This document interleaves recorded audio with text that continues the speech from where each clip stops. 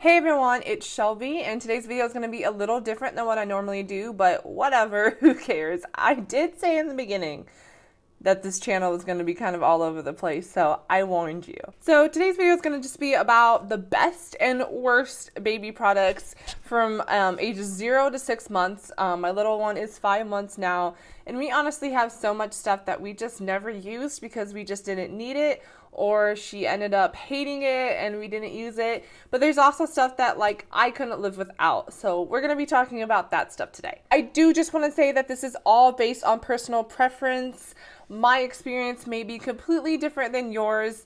Every baby is different, you know, one thing that my baby hates, your baby might love, and vice versa. So I just wanted to throw that out there. So with that being said, let's get started. Okay, so the first baby product that I wanted to talk about that I got a lot of when I was pregnant, because I just thought that we were going to need a lot, were sleep sacks and swaddles.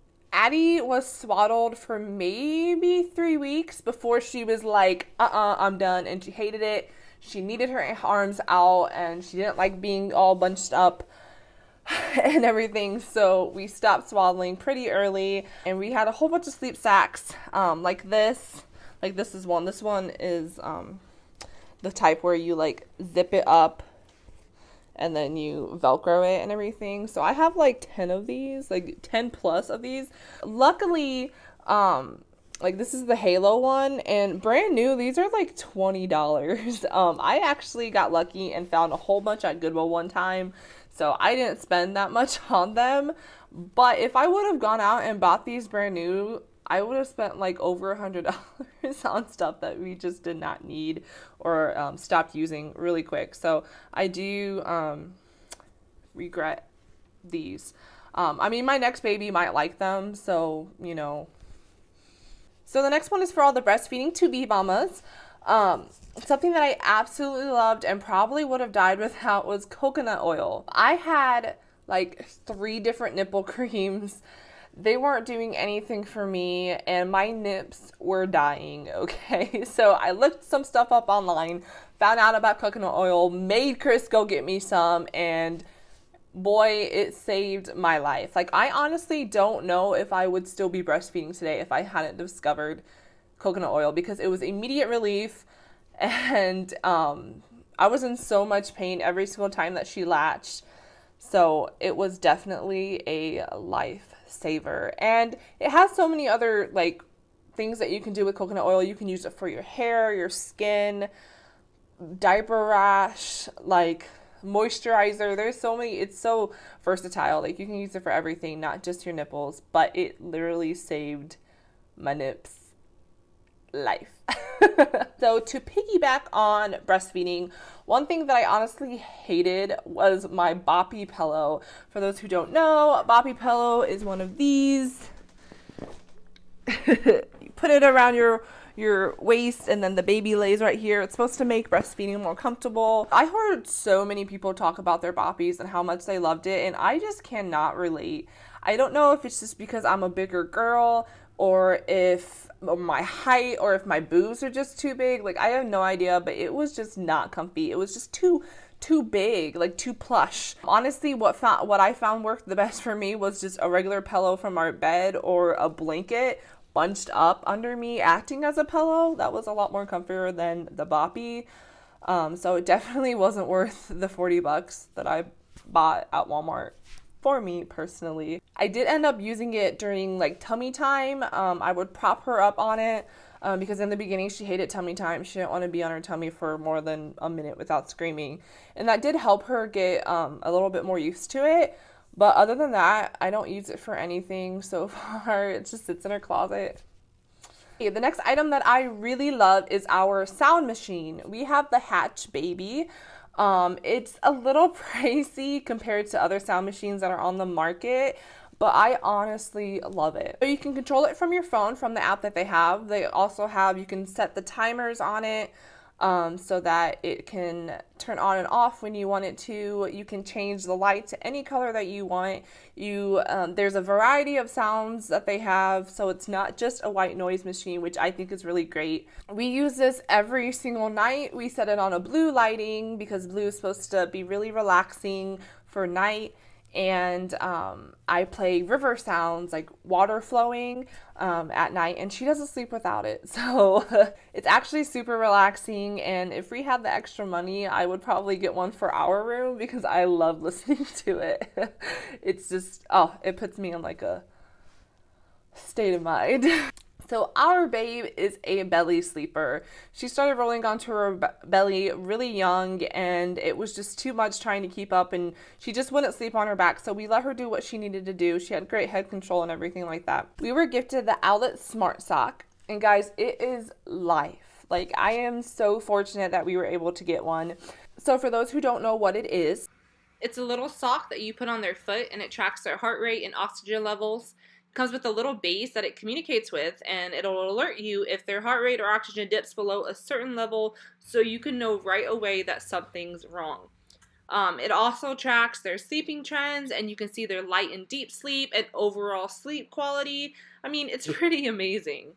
Since she tends to sleep on her belly, the sock was just really nice to have for that peace of mind, and just really so that I could be able to sleep at night. We've had it for 5 months, and in the 5 months, we've never had any issues with it accidentally going off or sounding or anything like that. Haven't had any issues with it whatsoever. And like I said, we use it every single night. So I definitely recommend it. I mean, yes, I know that it's pretty expensive, but it's a good thing to have, especially if you're not done having kids. Like if you're on your first kid and you know that you want more, because you can use it for each kid. And it really is a great little piece of technology that they didn't have long ago when, SIDS was a major thing. And I think it definitely does prevent a lot of things, and you should just go online and read more about it. There's lots of testimonies and people's experiences with it, of how it basically saved their baby's life because they were able to know right away that something was wrong and they were able to get the baby help. So definitely recommend it. 11 out of 10. It is worth all the money. To counteract that, she actually moved into her own crib, into her own room at around 2 months, which I know is really early, but she was just not sleeping good in her bassinet anymore. We weren't sleeping good knowing that she wasn't sleeping good. And so we moved her into her room, and she did great. She actually slept a lot better in her room than with us. I don't know why. That also means that I needed to get a video monitor, which I hadn't have had because I thought that she would probably be in our room for at least the first 6 months. But I needed one so that I could hear her and see and watch her more. So I started doing some research, and I discovered the Cocoon Cam. And the Cocoon Cam was really great. You put it above their crib, and it also has a breathing monitor in it. So of course that was really attractive to me because she's a tummy sleeper, and it would kind of be like double protection, with the Owlet plus the breathing monitor on the Cocoon Cam. At first, I absolutely loved it. I thought the features were really great. It tells you when she was waking up, when she's crying, when she fell asleep. The camera quality was actually really nice too. So it was a night vision, which I know is a lot of video monitors don't have that great quality. So I was actually really surprised with the quality on it. But it is all dependent on Wi-Fi, and their app honestly is not that great. It's crashed quite a few times and glitched. There's been a couple times where pressing like the volume button, it just wouldn't turn on, so I didn't have any volume, which kind of defeats the purpose of having a video monitor. So it has crashed and glitched. They've done updates on it, and it really hasn't been that great. And also, I didn't realize this when I was researching video monitors because, I don't know, I'm just dumb, and it's just something that I didn't think about because I forget that in today's age, it's something that you kind of do have to think about. But I did not realize the issues with baby monitors that use Wi-Fi and people being able to like hack into them because of the Wi-Fi, which makes a lot of sense because it's Wi-Fi and people can hack into it. But I didn't realize all that scary shit, and now I'm like, crap, I don't want to use it because it's freaky. And also, our internet goes out all the time. Like, I don't know if we live in like a hole or something, but our internet is not the best internet. And it really does suck that when our internet's out, for no reason. I don't have a video monitor. It doesn't work at all. So it is really annoying to have to think about that type of stuff. So with it using an app on your phone, it drains my battery super fast. Like if I don't have my phone plugged in, my phone will die within like an hour of using it. Like she's taking a nap or at night, which I normally charge my phone at night, so that doesn't matter, but it kind of sucks. I do plan on getting a new one that doesn't require Wi-Fi and doesn't require like an app or anything. I wish I would have known that before. Like I said, it was just it was totally me. I messed up. I really do like the breathing monitor on it, but it's not worth it. All the other stuff isn't worth it to me. But we already spent a lot of money on cocoon cams, so I'm just dealing with it right now. But yeah, 10 out of 10 would not recommend it to anyone. Another thing that I just did not like was the auto rock and play. If you don't know what it is, I'll put in a video. In the beginning, Addie did not like to sleep anywhere but our chests. It was awful and it was really tiring, but that's just how we slept because that's the only way that we all got sleep.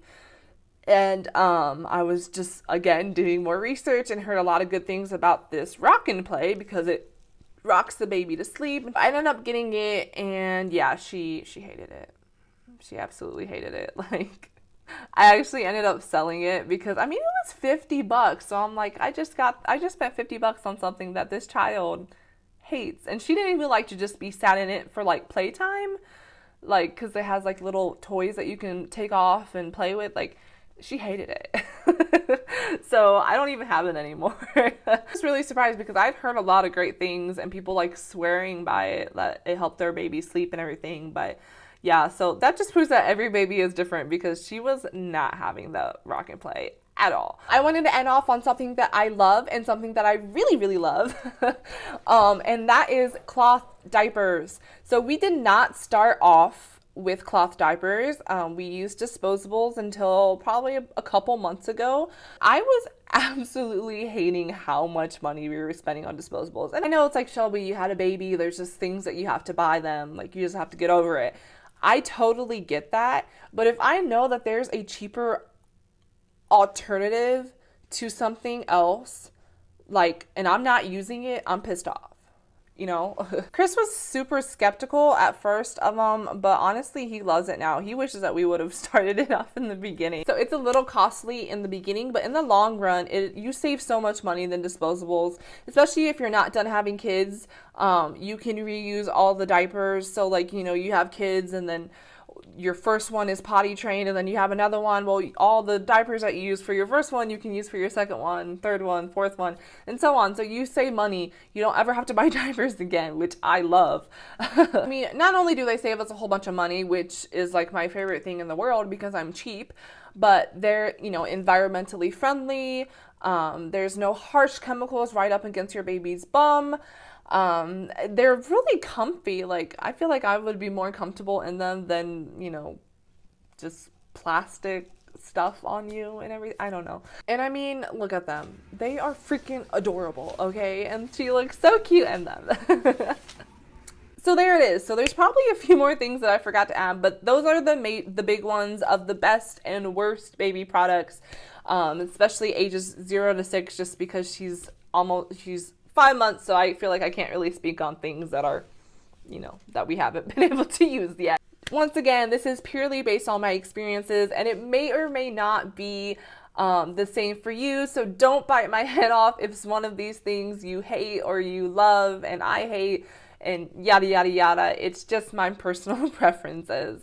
I hope you guys enjoyed the video. Remember to like and subscribe for more videos like this. And also don't forget that I also do ASMR videos once a week. So if you're into that type of stuff too, or you want to check it out, go look at my past videos and definitely subscribe. Hope everybody has a fabulous week and stay safe. Bye.